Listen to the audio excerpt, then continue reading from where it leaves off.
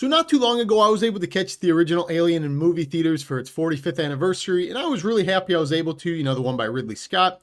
And as many scary movies as I see, as many horror stuff I talk about, I said in my review for that one, this is a franchise I've just never been into. I've never seen any of these movies. I didn't grow up with them. So I was really happy to go back and kind of watch it, go through all of these, because I am psyched to see Alien Romulus later this year. And as I plan to make my way through these reviews, catching up for Alien Romulus, I'll put a link to any of the other Alien reviews up here you want to catch up as I make my way. But I made it abundantly clear in that first review, I thought the first movie was pretty damn good. Like, it holds up really well after 45 years. Had some really cool elements, creature design. I really love that movie. So I was really excited to check this one out because this is the one in the franchise, honestly, that throughout my life, I've heard the most buzz about. People talk about this being the best entry into this franchise. They think it's one of the best sci-fi horror movies of all time. So this was the one I was the most excited to check out, honestly. When I turned this movie on, I was instantly met with my first surprise watching this, and that's it. James Cameron directed it. And like, I'm a huge fan of his work. I think he's made some phenomenal movies in the past. I thought like all the Alien movies were directed by Ridley Scott. I didn't follow this franchise, so pleasantly surprised it was by James Cameron. I love his Terminator movies, Avatar. I think that guy is just amazing. So I don't know what you want to call this guy, but this guy seems to elevate every franchise he steps into to like an unobtainable standard. I kind of understand the hype for why people think this movie was so good. And for a sci-fi action movie, this movie also has like a surprising amount of comic relief to break up the tension as well. I did not expect that going into it. And getting into the plot of this movie, it follows our main girl Ripley, played by Sigourney Weaver again, who's absolutely fantastic in this one, just like the first one. But when it starts off, basically, she's awaking from a sleep, like at the end of the first movie. It's been like 57 years, I believe, exactly. And she's tasked by higher-ups and asked if she can help with a colony rescue mission because they have a transmission of this crew that's been lost. They want her help in finding and saving them. And because of the events in the first movie, she's obviously pretty reluctant of this. She's like, doesn't want to come face to face with the xenomorph again. She's kind of terrified, has PTSD. I think they do a really good job building up her character in that regard, getting her like accustomed to the fact that this is not something you would just get over, but something that would take some time. She reluctantly agrees, and she ends up on this mission with this military crew that's not really fond of the fact that she's like an outside contractor joining their crew. They kind of like to keep things in-house. They're going to this planet, trying to find this transmission, and they're going to encounter numerous aliens in this one. Now, this movie, just like the original, does take a good bit of time of build-up, like setup, so it could be slow to a couple of people. It didn't really bore me. But, it takes a good bit of time getting into the backstory of what's going on with the crew, meeting the new characters, character development that, in my opinion, is definitely worth it and will pay off as the movie goes on. Somehow, when they managed to film this movie, they managed to just chalk this movie full of memorable characters and like legendary actors that were all on screen at the same time. You got young Bill Paxton in this movie who's absolutely standing out as Hudson. He's having a blast on screen. You can tell this guy's having the time of his life. You got Lance Hendrickson as the AI. You got Sigourney Weaver as the final girl. You got like Michael Bain. I'm not really sure how to say his name, the guy who played Kyle Reese in Terminator. You just got an absolute star-studded cast for this thing. You also have the young girl Newt, who's one of the very young survivors from the ship they find themselves on. And like throughout the movie, there's like a building dynamic between Ripley and her where Ripley kind of feels like she needs to look after her, a little bit of a mother figure to her in that regard because she knows she lost everybody. You also got Vasquez, who's just such a badass chick in this movie. And just ignoring the other positive this franchise has to offer, like the way it's filmed, like the tension, the creature design. I really think this is a character-driven franchise. I felt like that about the first one. I really like the characters in that one, the fun they're having. I think this one even more so is driven by the characters. That's what's making it so memorable, so good. Getting back to the characters that really stand out in this movie and are really memorable in my opinion, I think Bill Paxton as Hudson really steals the show in this. I mean, I mention this guy in every single movie I see him in, and maybe I didn't appreciate him when we still had him, but rest in peace to that guy. This dude just has an absolute blast during this movie, and I don't know what it is about this guy. It's something about his comedic timing in movies like this one, True Lies. Like anything this guy says comes off as funny. And in this movie, this guy's got like a handful of lines, maybe 10 lines that are just so memorable. They're quoted all the time, like, game over, man, game over. Like, there are things I see just sampled and used in other movies, other clips, like all the time. I didn't know they were from this movie. Regardless, I think this guy's absolutely awesome. He steals the show in this movie. Honorable mention for my second favorite side character in this movie is probably Lance Hendrickson, the synthetic AI. And even though he's a robot, and you know this the entire movie, they managed to kind of make it so you care about his character. And I don't know if it's through his acting, his dialogue, but I thought he was a very deep character, very cool character. He was my second favorite to only Hudson. And obviously, just like the first one, the main character that's just absolutely phenomenal character design, in my opinion, is Ripley, played by Sigourney Weaver. And I understand why she became like such a cult phenomenon for this franchise with how these two movies have shaped out. Because I think her character's both awesome and has an incredible amount of depth, especially for older movies. I really like in this movie how they kind of explore the past trauma with the fact that she can't get over the first encounter because, as I said, that's not something you would get over, an alien trying to kill you and your entire crew. But I also really like the way they fleshed this one out, like how she's kind of like a motherly figure to Newt. I like the fact that they have to teach her how to use weapons in this one. She's kind of just evolving a little bit more into a badass every single movie, it seems. So yeah, big fan of Sigourney Weaver. Think she killed it just like the first one. Love the characters in this movie. One of the things I really like about this movie personally is I really like the tone of this movie and like how it kind of relates to a couple of movies and games we've seen in the past. I think a video game comparison maybe would be the recent Helldivers.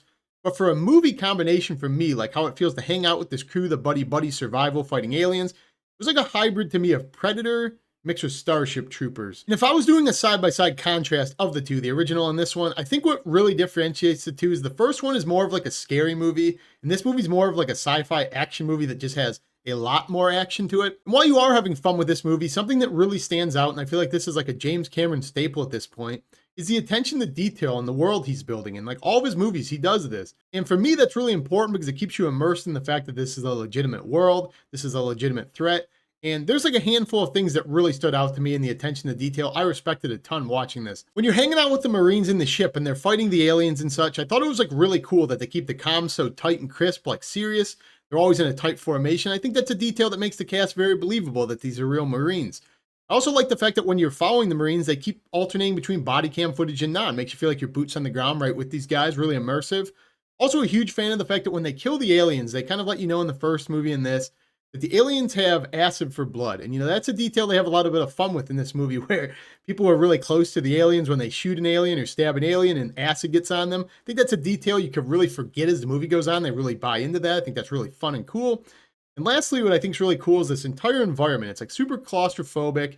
It's kind of like constantly moist, dripping. It just feels like a very like cave, eerie atmosphere. It's another detail I think in the wrong hands you could kind of forget as the movie goes on because it would be easier to film without it. But not this movie. It's tonally consistent throughout. Really appreciated these details. It was so interesting to me to come back and watch this movie after seeing Terminator, contrasting the two, what they use as inspiration or motivation between the two franchises, the movies.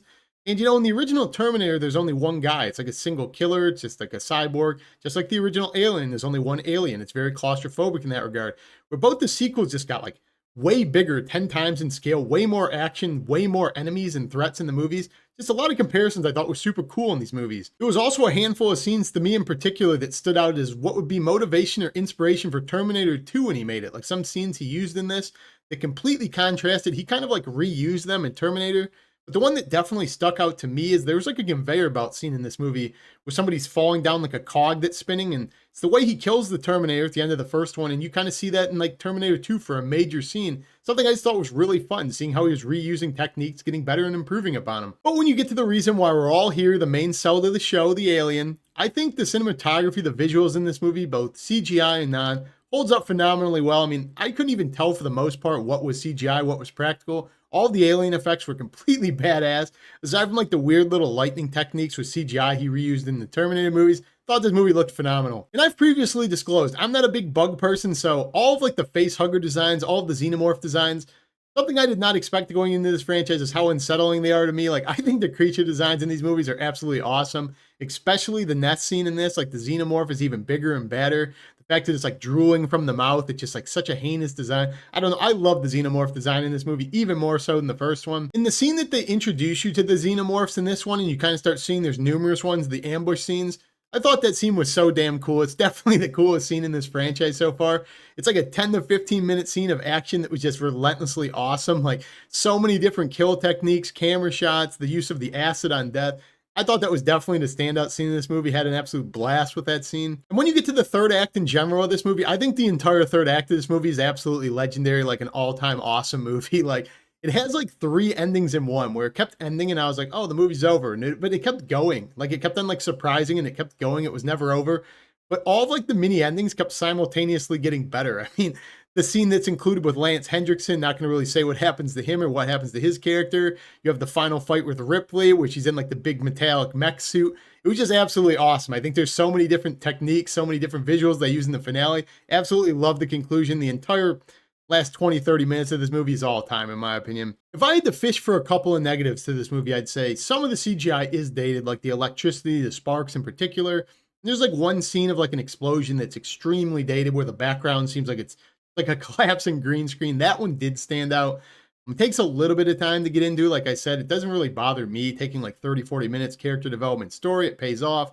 But for some people, it might get boring, take a little bit of time, too long to get into the action. If that's all you're here for. And I guess lastly, compared to the first movie, this wasn't really a traditional horror movie. Like, it felt a lot more like sci-fi action compared to horror, where the first movie was more pure terror, like claustrophobic. And because there's like more alien than one, they don't really feel as threatening. Where in the first one, it's like there's a single presence, it's claustrophobic. Like this thing is a real terror, but they're kind of like mowing through them in this one. It's so high octane, so much action. So that's like a pro and con to the action. Again, I think the trade-off is definitely worth it. What you lose in horror, you make up in fun, but that is a negative I could take away if you're a pure horror fan. But even with all those stated, I think this movie has a ton more positives going for it. I think it has phenomenal character development and heart. I mean, you care about all the characters in this movie, even the AI character. It's pretty damn funny. I think it visually looks great. The creature design is awesome, and it has a ton of action. When I got done watching this movie, I had to think this movie has to be damn close to a perfect monster movie, and it's awesome. If you've seen Aliens, comment down below. Let me know what you think of it or what your favorite movie in the Aliens franchise is. If you haven't subscribed yet, what the hell are you waiting for? As always, more scary stuff, more new releases to come, but that's all I got in this video. Peace.